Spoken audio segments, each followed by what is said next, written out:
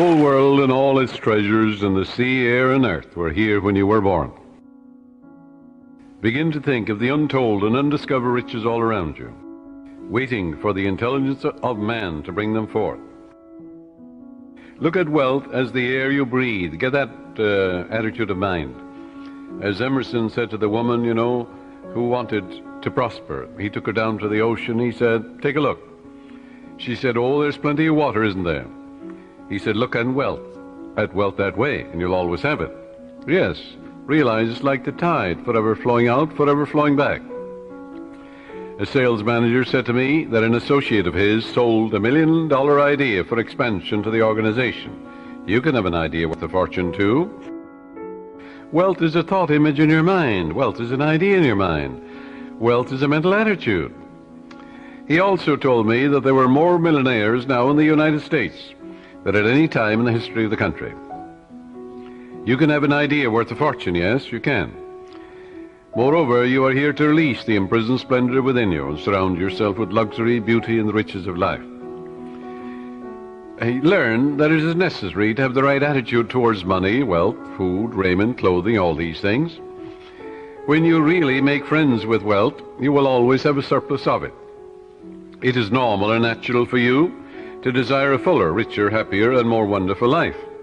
Look upon money as God's idea of maintaining the economic health of the nation, of the nations of the world. When money is circulating freely in your life, you're economically healthy. In the same manner as when your blood is circulating freely, you are free from congestion. Begin now to see money in its true significance and role in life as a symbol of exchange. That's all it is. It has taken many forms down through the ages.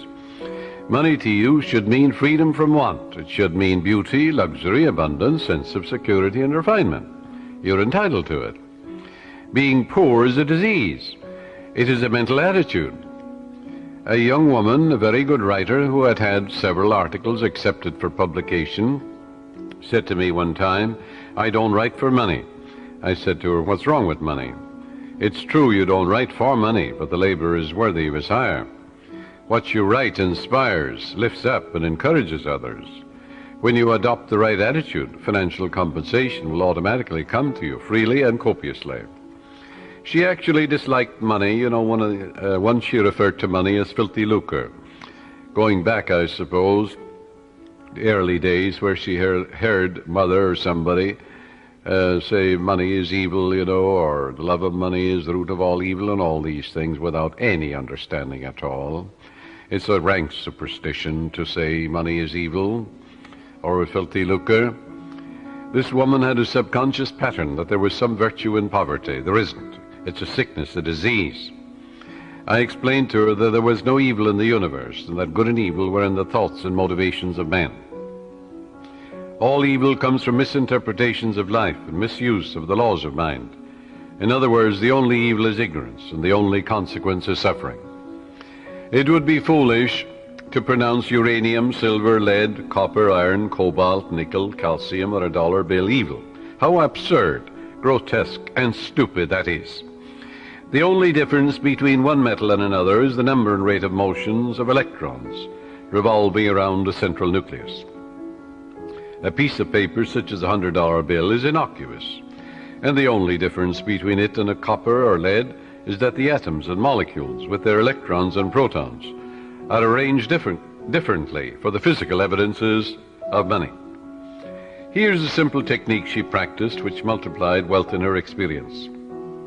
My writings go forth to bless, heal, inspire, elevate, and dignify the minds and hearts of men and women. And I am divinely compensated in a wonderful way. I look upon money as divine substance, for everything is made from the one spirit. I know matter and spirit are one.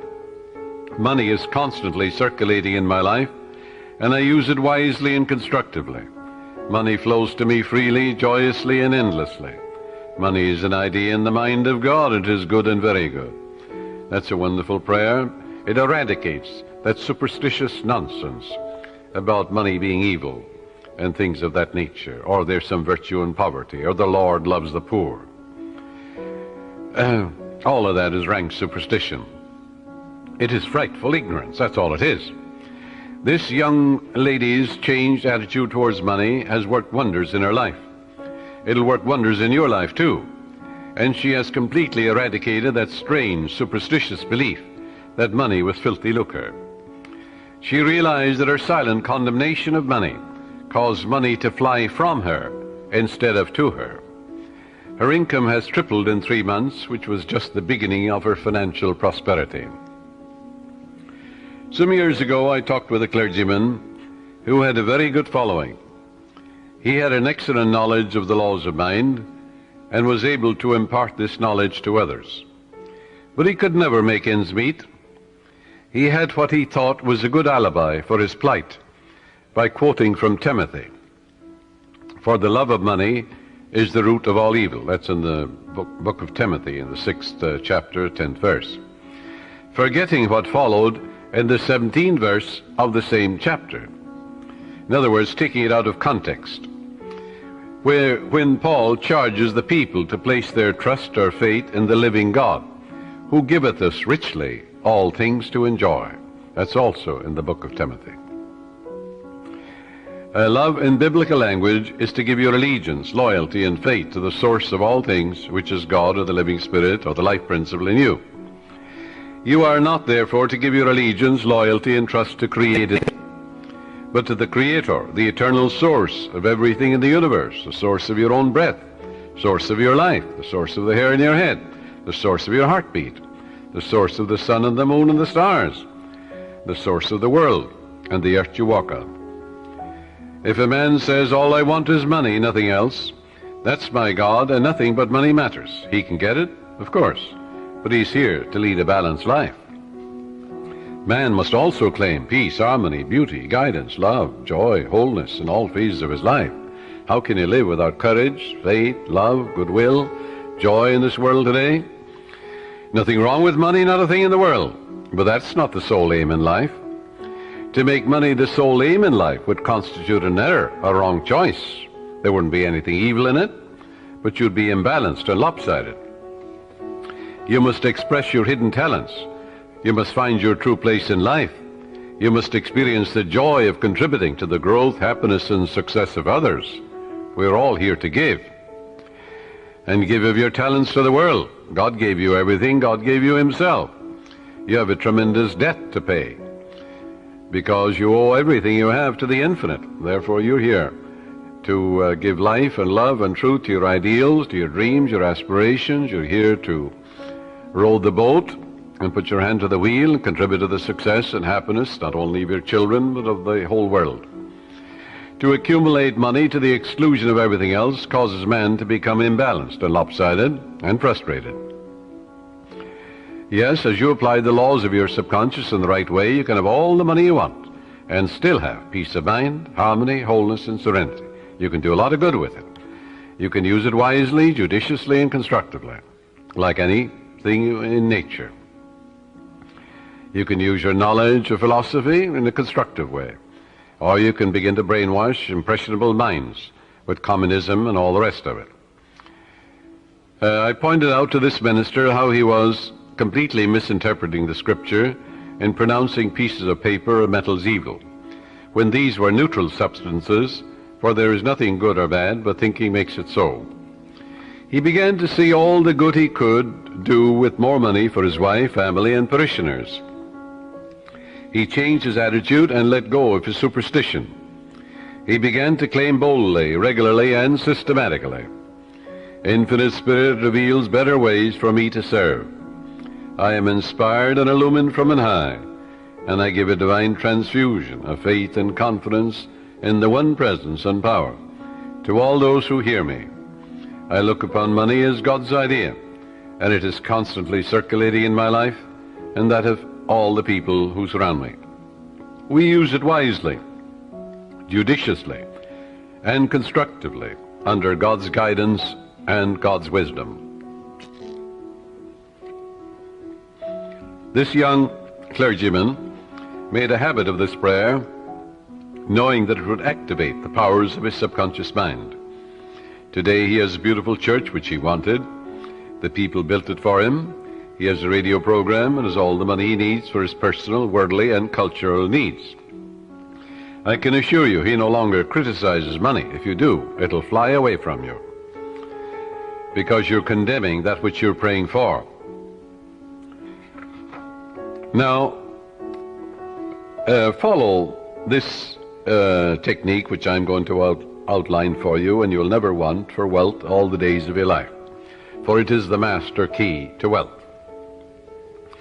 The first step is to reason it out in your mind that God, or the life principle, or the living spirit, is the source of the universe, the galaxies in space, and everything you see. Whether you look at the stars in the sky, the mountains, the lakes, the deposits in the earth and the sea, or all animals and plants. The life principle gave birth to you, and all the powers, qualities, and attributes of God are within you. Come to a simple conclusion that everything you see and are aware of came out of the invisible mind of the infinite, or the life principle. And that everything that man has invented, created, or made came out of the invisible mind of man. And the mind of man and the mind of God are one, for there's only one mind. That mind is common to all individual men. Everyone is an inlet and an outlet to all that is. Come now to a clear-cut decision that God is the source of your supply of energy, vitality, health, creative ideas, the source of the sun, the air you breathe, the apple you eat, and the money in your pocket. For everything is made inside and out of the invisible. It is as easy for God to become wealth in your life as it is to become a blade of grass or a crystal of snow. The second step, decide now to engrave in your subconscious mind the idea of wealth. Ideas are conveyed to the subconscious by repetition, faith, and expectancy. By repeating a thought pattern or an act over and over again, it becomes automatic, and your subconscious being compulsive, you will be compelled to express wealth. The pattern is the same as learning to walk, swim, play the piano, type, or drive a car. You must believe in what you're affirming. It's not mumbo-jumbo, it's not idle affirmations. You must believe in what you're affirming, like you believe that when you put seeds in the ground, they grow after their kind. And the seeds are thoughts deposited in your own subconscious mind. Realize that what you are affirming is like the apple seeds you deposit in the ground, and they grow after their kind. You can imagine the seeds going from your conscious to your subconscious mind and being reproduced on the screen of space. By watering and fertilizing these seeds, you accelerate their growth. Know what you are doing and why you are doing it. You're writing it with your conscious pen in your subconscious mind. Because you know, wealth is walk down the street and you see it. Can you count the flowers along the road as you drive? Can you count the sands on the seashore? Can you count the stars in the sky? Can you count the wealth that you're walking on? Yes, underneath you. Maybe oil, gold, silver, uranium. Do you ever think of the riches of the sea, the soil, the air? So third step is repeat the following affirmation for about 5 minutes, night and morning. I am now writing in my subconscious mind the idea of God's wealth. God is the source of my supply, and I know God is the life principle within me, and I know I'm alive. And all my needs are met at every moment of time and point of space. God's wealth flows freely, joyously, and ceaselessly into my experience, and I give thanks for God's riches forever circulating in my experience. Step 4. When thoughts of lack come to you, such as, I can't afford that trip, or I can't meet that note in the bank, or I can't pay that bill, never, never finish a negative statement about finances. This is mandatory. Reverse it immediately in your mind by affirming, God is my instant and everlasting supply, and that bill is paid in divine order. If a negative thought comes to you 50 times in 1 hour, reverse it each time by thinking and affirming, God is my instant supply, meeting that need right now. After a while, the thought of financial lack will lose all momentum, and you will find your subconscious is being conditioned to wealth. If you look at a new car, for example, Never say, I can't buy that or I can't afford it. Your subconscious takes you literally and blocks all your good.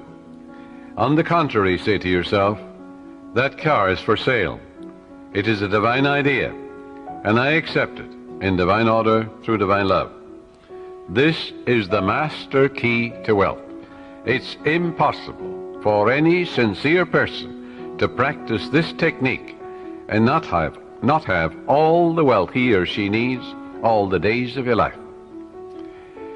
So follow it, and you're setting the law of opulence in operation. It will work for you as well as for anybody else. The law of mind is no respecter of persons. Your thoughts make you wealthy or poor. Choose the riches of life right here and right now. A sales manager sent me one of his men for counseling. This salesman was a brilliant college graduate. He knew his products very well. He was in a lucrative territory, but was making only $5,000 annually in commissions. The sales manager felt he should double or at least triple it.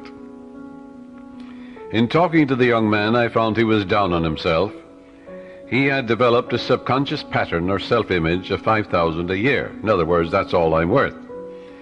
He said that he had been born in a poverty-stricken home and that his parents had told him that he was destined to be poor.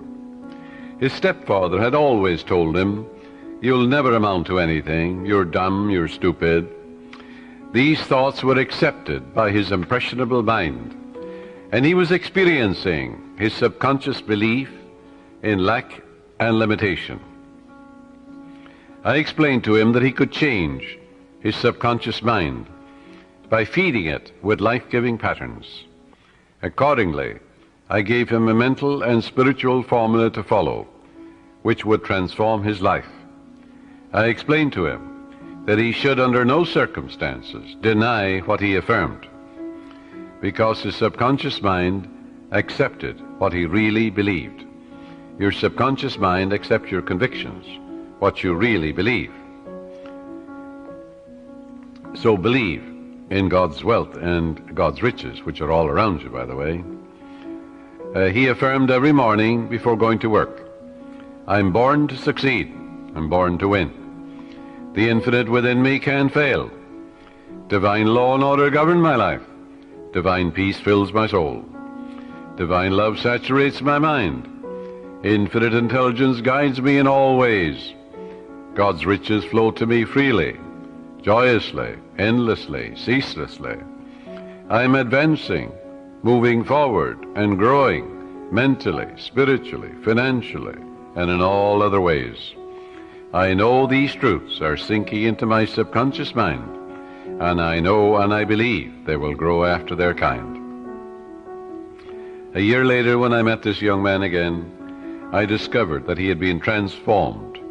He had absorbed these ideas which we had discussed, and he said, "I am appreciating life now, and wonderful things have happened. I have an income of $25,000 this year, 5 times greater than the previous year." He has learned the simple truth that whatever he inscribes in his subconscious mind becomes effective and functional in his life. That power is within you. You can use it also. The young boy who's operating this machine while I am broadcasting, his name is Robbie Wright. He told me about his uncle who used to work in a bank. And this uncle wanted to make more money for his wife and his children. And he was always affirming, God is my instant supply, I'm divinely guided in all ways, infinite spirit opens up a new door. Well, he told me that his uncle was in town about 2 months ago, and that his salary now is $200,000 a year, all his expenses paid. And he was getting $40,000 when he started to realize the truth about himself. And he's able to do great things and living a wonderful life down south in another state. All of this is an idea. All it was an idea in his mind. Wealth is an idea. A radio is an idea. Television is an idea. An automobile is an idea. Everything you look at is an idea. Suppose you destroyed all the automobiles in the world due to some holocaust. Well, an engineer could run them off, couldn't he? And we'd have millions of them in no time. Use the following meditation for assurance in achieving financial wealth. Thou madest him to have dominion over the works of thy hands. I know that my faith in God determines my future. My faith in God means my faith in all things good. I unite myself now with true ideas, and I know the future will be the image and likeness of my habitual thinking. As a man thinketh in his heart or subconscious, so is he. From this moment forward, my thoughts are on whatsoever things are true, whatsoever things are honest, whatsoever things are just, whatsoever things are lovely and of good report. Day and night I meditate on these things, and I know these seeds, which are thoughts, which I habitually dwell upon, will become a rich harvest for me. I am the captain of my soul. I am the master of my fate. For my thought and feeling are my destiny. You see, prayers and affirmations are not for the purpose of changing God or the living spirit or the life principle or influencing the divine. God is the same yesterday, today, and forever. You don't change God, but you align yourself mentally with that which was always true. You don't create harmony. Harmony is. You don't create love. God is love. That love of God is within you. You don't create peace. God is peace, and God indwells you. But you must claim that the peace of God floods your mind. You must claim that the harmony of God is in your home, your harmony is in your pocketbook, in your business, in all phases of your life. All of good is available to each of us. Our prayers and affirmations are for the purpose of bringing our own mind to the point where we can accept the gifts which were given to us from the foundation of time. For God is the giver and the gift. The oil was in the ground before you were born, before any man walked the earth. So was gold and silver, uranium and lead and copper and all the metals that we use today. They were all there. Didn't it take a little intelligence in the mind of man to find these things? Yes, so if you send two men to Utah, and one man is a geologist, or he may be also a mineralogist, and he finds nothing. Another man goes, in the first 5 minutes he finds a vein of uranium or silver in the same territory, in the same land. Where was the wealth? The wealth was in the mind of the second man. He believed in a guiding principle. The other fellow found nothing. He was walking on it. So there is a guiding principle that will lead you. That's what led men to find gold and silver and oil and lead and all these things. We don't need to work on conditions. We need only to work on ourselves. The only place we can cure our lack and limitation is in our own mind. Be transformed by the renewal of your mind. When we have done it there, we shall find that the world, that is your body, your environment and conditions, will be a mathematical reflection of your inner state of mind. Whatsoever things ye ask for when ye pray, believe that ye have received them, and ye shall have them. That is the basis of all successful prayer, whether for the healing of our bodies, for prosperity, success, for achievement, or for material benefits. Once you convince your deeper mind that you have the thing you want, it will proceed immediately to bring it to pass. You might say to me, how can I convince my deeper mind, my subconscious, that I have riches or any other good thing, when my common sense tells me that bills are piling up, creditors are after me, the bank is calling up to pay for the mortgage and for the money I owe, and so on. You can't. If you keep thinking about debts and obligations and how much you owe, you'll only magnify your misery. But here is a truth about the laws of your mind.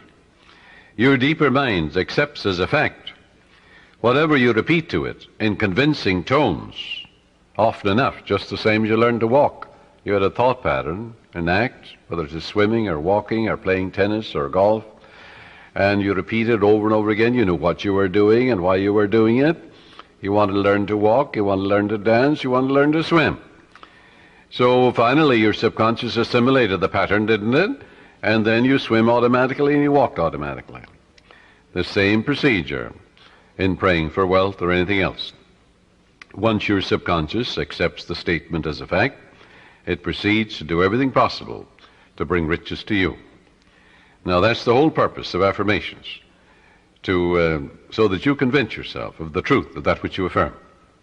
Then your deeper mind will bring these things to pass. Many men say to me, I got an affirmation from someone, and it said, I am rich and prosperous now, I am successful, and I'm very wealthy. That affirmation, he said, succeeded in making me much more aware of my need, because, you see, he believed more in poverty and lack than he did in the riches all around him. So I explained to him, I said, you must turn away from that pattern and come back, change your belief. Your subconscious accepts what you believe. I said, look around you, realize that God created you and the whole world. It's an invisible spirit within you. Everything is made inside and out of it. It started your heartbeat. It's the air you breathe, the water you drink, it's the fruit that you eat. And therefore turn away and turn within and change that and say, I recognize the eternal source of my supply. God is the source of my supply. All my needs, spiritual, mental, material, are met at every moment of time and point of space. And God's wealth is circulating in my life, and there's always a surplus. So by day and by night I'm advancing, moving forward and growing, spiritually, mentally, materially, financially, intellectually, in every way. And all things be ready if the mind be so. It is done unto me as I believe. And before they call I will answer, while they're yet speaking I will hear. Oh, how I love thy law. Let it be my meditation both day and night. And the law is, I am what I contemplate. I am what I believe myself to be. According to my faith is it done unto me. God gave you richly all things to enjoy. God made you rich, why then are you poor? And as he began to realize the source of the infinite ocean of supply, the source of the very hair in his head, you know, the source of the power that enables him to lift a chair, the source of the grass, the source of the hay in the field, the source of the cattle in 1,000 hills. He began to realize the source. He aligned himself with it, and then it made sense to him. Then he realized that he was writing in his subconscious mind the idea of wealth, of growth, and prosperity. He changed his belief to a belief in the riches, the endless riches all around him, instead of poverty, which was a false belief in his mind. Don't you know there's enough fruit rots in the tropics to feed all humanity? Nature is lavish, extravagant, bountiful. God gave you richly, yes, all things to enjoy. These things, he said, I've said unto you, that my joy might remain in you, and your joy might be full. Heretofore you've asked for nothing, now ask, that your joy might be full. And I am come that you might have life, and have it more abundantly. Heretofore you've asked for nothing, now ask, that your joy might be full. But to ask, you see, in the Bible is to claim. And as Paul says, you claim it boldly, but you know what you're doing, and why you're doing it. So if you have a lot of debts and obligations, a lot of bills to pay, don't worry about them. Turn to the source, which is endless. Remember the farmer, what he says to you. He says, well, I don't worry about the weeds. The grain is growing, and it will kill all the weeds. That's what the farmer tells you. Likewise, as you focus on your good, on guidance and right action, and the eternal source of your supply, whether it is mental or spiritual or financial you need, there's but one source, not two. And as you turn to it and give thanks for that endless supply, then all the weeds will be killed.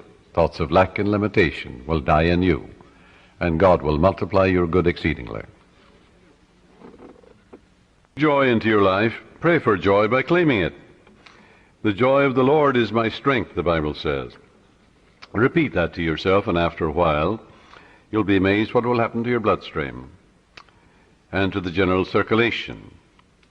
Don't keep analyzing it or gritting your teeth about it. Just know that joy is the elan of life, the expression of life. Don't work like a horse at it. Use no willpower, no muscle power, no blood vessel power is involved in this mental and spiritual therapeutic technique. Just know and claim that the joy of the Lord is flowing through you now, and wonders will happen as you pray this way. Freedom and peace of mind will be yours as a result.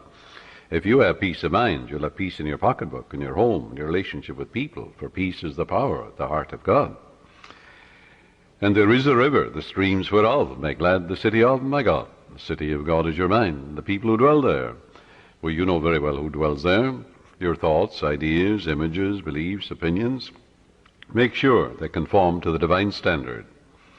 A woman said to me, I was blocked financially. I had reached the point where I had not enough money for food for the children. All I had, she said, was $5. I held it in my hand and said, God will multiply this exceedingly according to his riches and glory. And I am now filled with the riches of the infinite. All my needs are instantaneously met now on all the days of my life. All right, she believed that.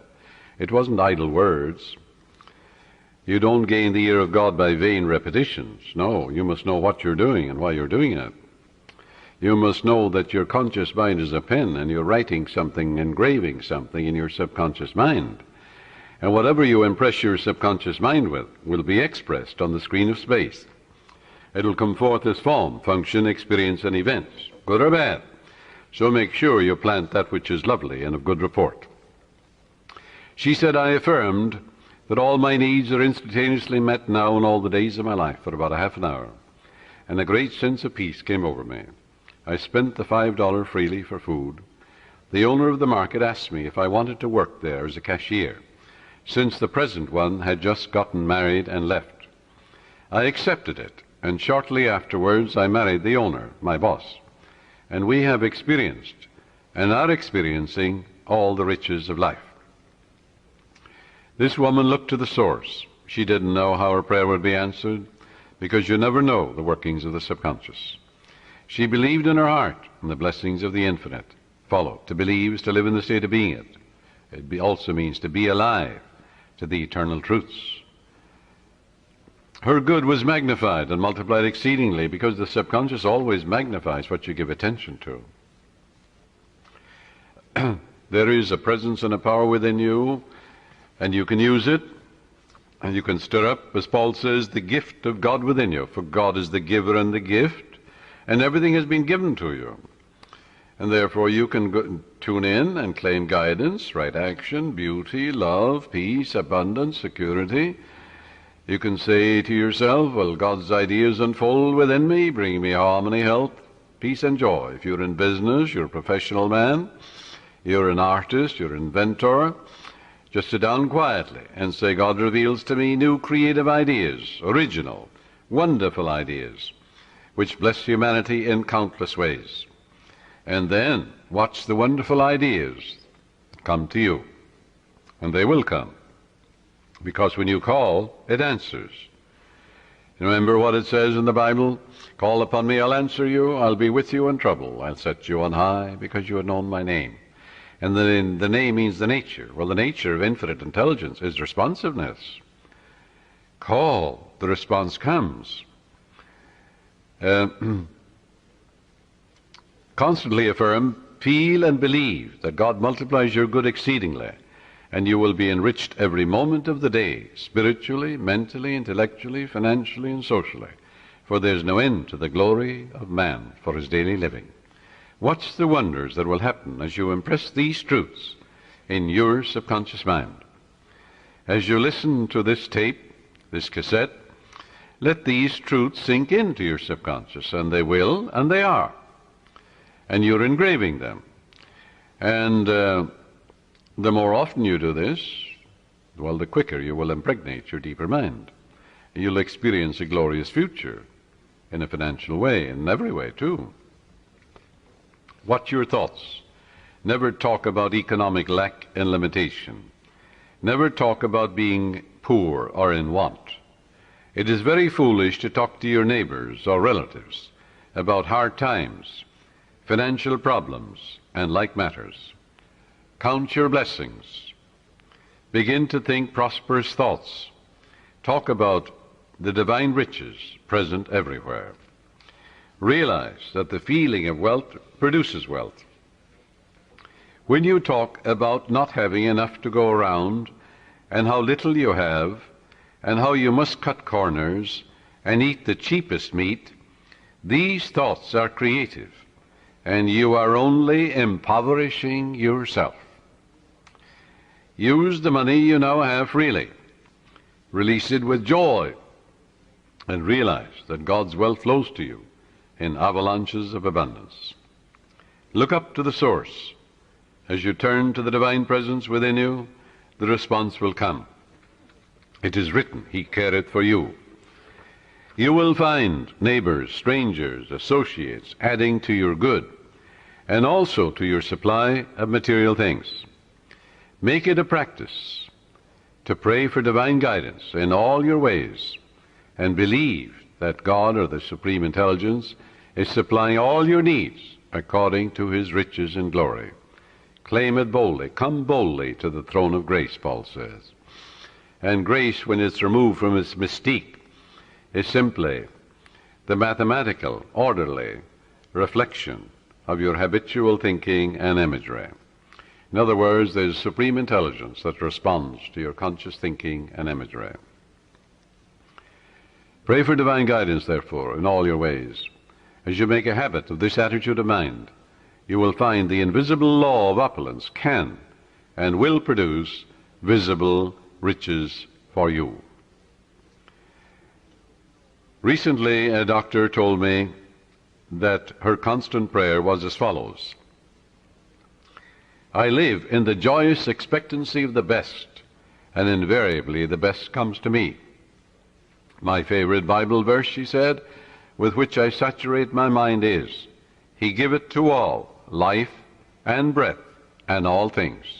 That's from the book of Acts, 17th chapter, 25th verse. She has learned that she is not dependent on people for joy, health, success, and happiness or peace of mind. She looks to the living Spirit Almighty within her for promotion, achievement, wealth, success, and happiness. Whosoever trusteth in the Lord, happy is he. That's from the book of Proverbs, 16th chapter, 20th verse. Contemplate promotion, success, achievement, illumination, and inspiration, and the Spirit of the Almighty will move in your behalf, compelling you to express fully what you meditate on. Let go now and permit the infinite riches of the Infinite One to open up new doors for you. Let wonders happen in your life. In prayer therapy, avoid struggle and strain. Don't try and force things. How could you add power to omnipotence? Can you make a seed grow? You can't. Plant it in the ground. It will grow. The oak is in the acorn. The apple is in the apple seed. The archetype or pattern is there, but you must deposit it in the soil where it dies, undergoes dissolution, bequeaths its energy to another form of itself. Spiritual-minded man, he looks at an acorn, he sees a forest, you know. Yes, that's the way your subconscious works. It magnifies your good exceedingly. So avoid strain, since this attitude is indicative of your unbelief. If you're worrying and fearful and anxious, well, that inhibits your good. That brings about blocks and delays and impediments in your life. What does fear do? That which I greatly feared has come upon me. Reverse it. That which I greatly love comes into my experience. Love is emotional attachment. In your subconscious is all the wisdom and power necessary to solve any problem. Your conscious mind is prone to look at external conditions and tends continually to struggle and to resist. Remember, however, it is the quiet mind that gets things done. Quiet your body periodically. Tell it to be still and relax. It has to obey you. Your body moves as moved upon. Your body acts as acted upon. Your body has no self-conscious intelligence, no volition, no will. It moves as moved upon. You can play a melody of God on your body. When your conscious mind is quiet and receptive, the wisdom of your subconscious rises to the surface mind, and you receive your solution. A beauty parlor operator told me that the secret of her success was that every morning prior to opening her beauty salon, She had a quiet period in which she affirms, God's peace fills my soul, and God's love saturates my whole being. God guides, prospers, and inspires me. I am illumined from on high, and His healing love flows from me to all my clients. Divine love comes in my door. Divine love goes out of my door. All those who come into my salon are blessed, healed, and inspired. The infinite healing presence saturates the whole place. This is the day the Lord hath made, and I rejoice and give thanks for the countless blessings which come to my clients and to myself. She had this prayer written out on a card and reiterates these truths every morning. At night she gives thanks for all her clients, claiming that they are guided, prospered, happy, and harmonious, and that God and His love flow through each one, filling up all the empty vessels in her life. She stated to me that following this prayer technique pattern, at the end of 3 months she had far more clients than she could handle, had to hire 3 additional operators. She had discovered the riches of effective prayer and is prospering beyond her fondest dreams. The sales manager told me that he had been fired because of excessive drinking on the job and because of being involved with one of the secretaries in the office. He was very distressed, dejected, and worried about his wife, his income, and his future. In talking with his wife later, I discovered that she was a chronic nagger and had tried unsuccessfully to dominate and control her husband. She was abnormally jealous and very possessive, and she clocked him in every evening, creating a scene if he were not home at a certain hour. He was emotionally and spiritually immature and did not handle the matter at all constructively. He deeply resented her nagging and her clocking of his arrival at home, and retaliated by drinking and becoming involved with another woman. He said to me, I just wanted to get even with her. Both of them agreed it takes 2, to make a go of marriage. It takes 2 to prosper. If a husband and wife will agree in prosperity and success, agreement means harmony, they will prosper. They'll have all the money they need to do what they want to do when they want to do it. And when you have all the wealth you need to do what you want to do when you want to do it, you're as rich as Croesus. Both of them agreed to start a prayer process night and morning, realizing that as they prayed for each other, there could not possibly be any bitterness, hostility, or resentment, as divine love casts out everything unlike itself. And it does. She prayed night and morning as follows: my husband is God's man. God is guiding him to his true place. What he is seeking him. Divine love fills his soul. Divine peace fills his mind and heart. He is prospered in all his ways, spiritually, mentally, financially, socially, every way. By day and by night he is advancing, moving forward and growing, spiritually, mentally, financially, socially, intellectually, in all ways, for life itself is growth. There are harmony, peace, love, and understanding between us. It is divine right action and divine peace operating in our lives. And he prayed for his wife night and morning as follows: my wife is God's child. She's the daughter of the infinite, a child of eternity. Divine love fills her soul, and it is written, he careth for her. Divine love, peace, harmony, and joy flow through her at all times. She's divinely guided and prospered in all her ways. For to prosper is to grow along all lines. There are harmony, peace, love, and understanding between us. I salute the divinity in her, and she salutes the divinity in me. As both of them became relaxed and peaceful about the situation, they realized that only good can come out of this situation. Soon he received a phone call from the president of the company calling him back, stating that he had heard he had had a reconciliation with his wife, and at the same time he praised him for his past achievements and accomplishments for the organization. Actually, his wife, without his knowledge, had visited the president of the company and had told him the whole story. How happy they now were, and how the other woman had vanished out of his life. She told how they were now praying together. He was impressed, and she and her husband discovered very quickly the riches of scientific prayer. For the riches of the infinite are within you. You can know if you have succeeded in prayer by the way you feel. If you remain worried or anxious, if you're wondering how, when, and where, or through what source your answer will come, you are meddling. This indicates you do not really trust the wisdom of your subconscious. Avoid nagging yourself all day long, or even from time to time. When you think of your desire, lightness of touch is important. Remind yourself that infinite intelligence has taken care of it, in divine order, far better than you can by tenseness of your conscious mind. For example, if you say, well, I need $5,000 by the 15th of next month, or the judge must make a decision for me by the 1st of the month, otherwise I lose my home, my mortgage, and so on. That's fear and anxiety and tension. What will that do? Bring blocks and delays, impediments and difficulties into your life.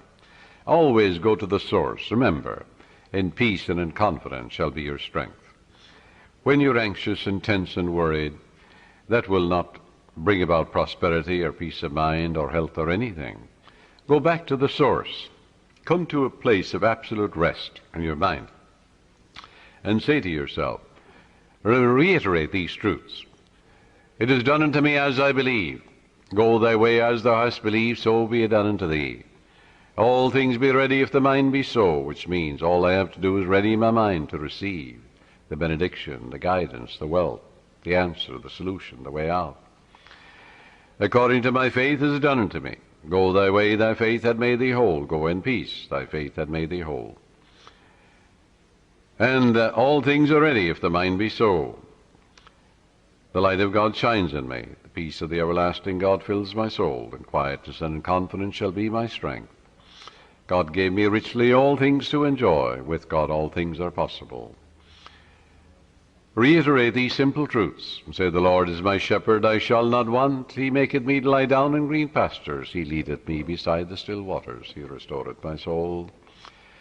When I call upon him and he answers me, he'll be with me in trouble. He'll set me on high, because he hath known my name.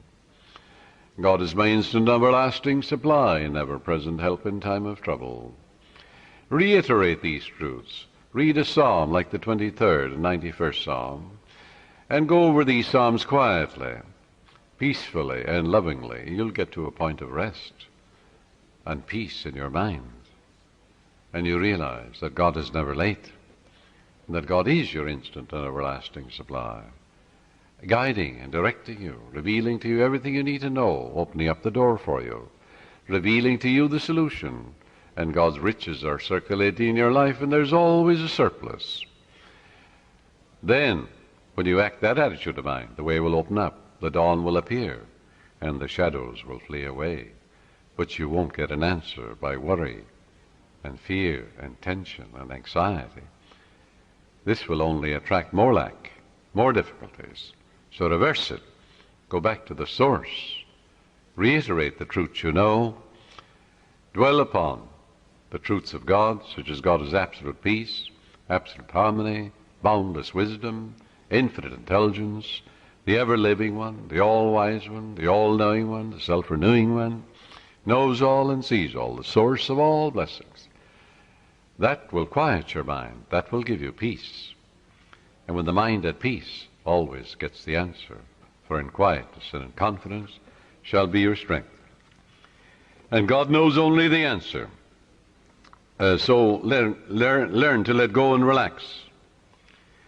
Do not give power to the externals or conditions. Give power and allegiance to the infinite presence and power within you. The swimming instructor tells you that you can float on the water, which will support you if you remain quiet, still, and at peace. But if you get nervous, tense, fearful, you will sink.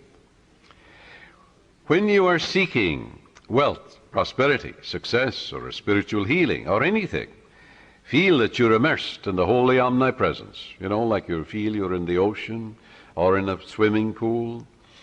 And realize the golden river of life, love, truth, and beauty are flowing through you now, transforming your whole being into the pattern of harmony, love, peace, and abundance. Feel yourself swimming in the great ocean of life. That sense of oneness will restore you, for he restoreth my soul. The following meditation will bring many wonderful things into your life. Listen to it and say, these truths are sinking into my subconscious mind. I picture them going from my conscious to my subconscious, like seeds I'm depositing in the soil. I know that I am old-fashioned and create my own destiny. My faith is in the infinite being which created all things, and my faith in God is my fortune. This means an abiding faith in all things good. I live in the joyous expectancy of the best, and only the best comes to me. I know the harvest I will reap in the future, because all my thoughts are God's thoughts, and the power of God is with my thoughts of good. My thoughts are the seeds of goodness, truth, beauty, and abundance. I now place my thoughts of love, peace, joy, success, abundance, security, and goodwill in the garden of my mind.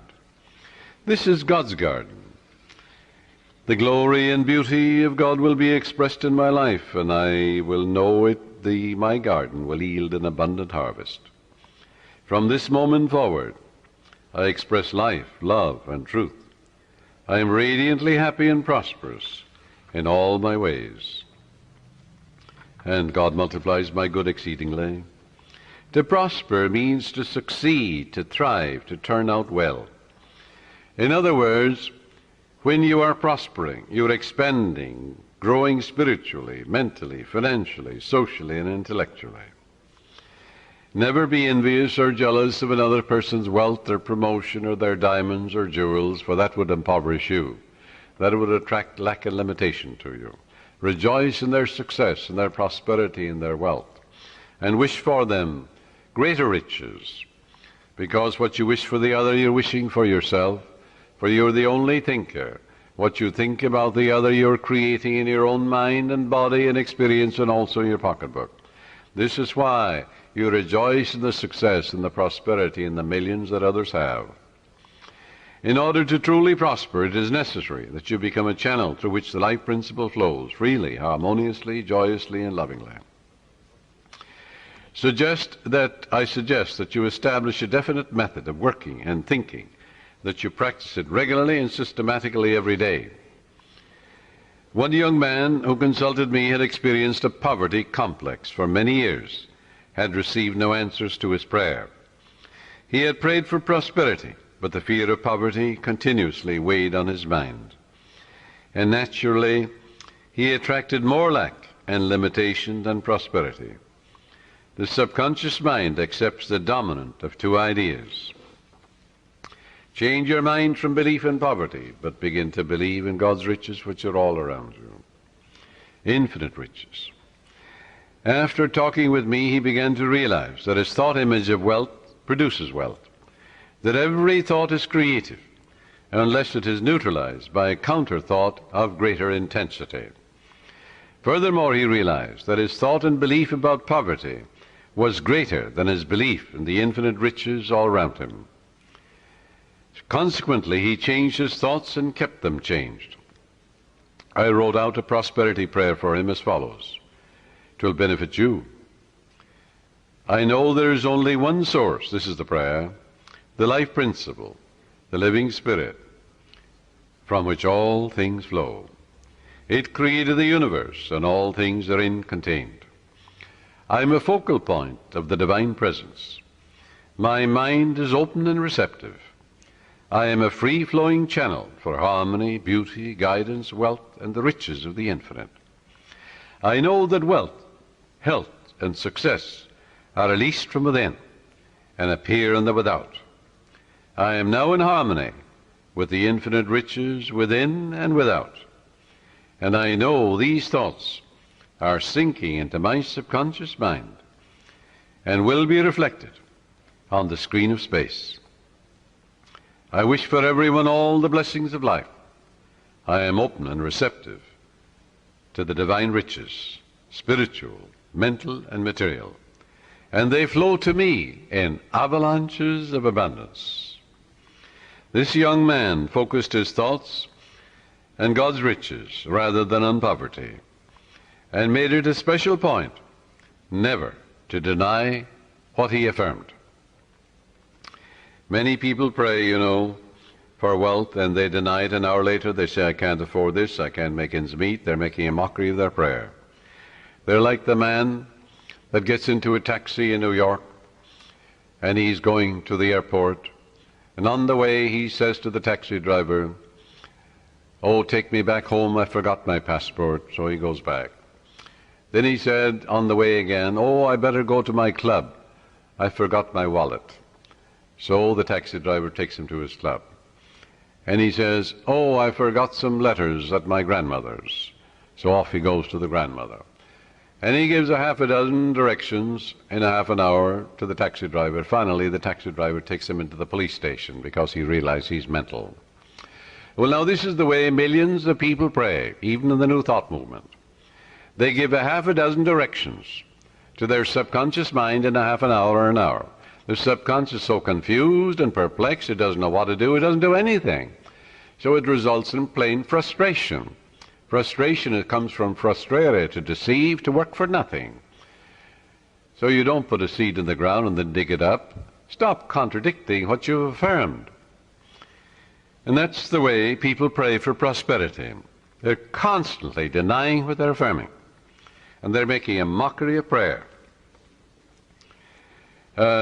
So this young man focused his thoughts on God's riches rather than poverty, and he stopped saying, I can't afford, or I can't buy that piano, or I can't buy that car. He never used the word can't. Can't is the only devil in the universe.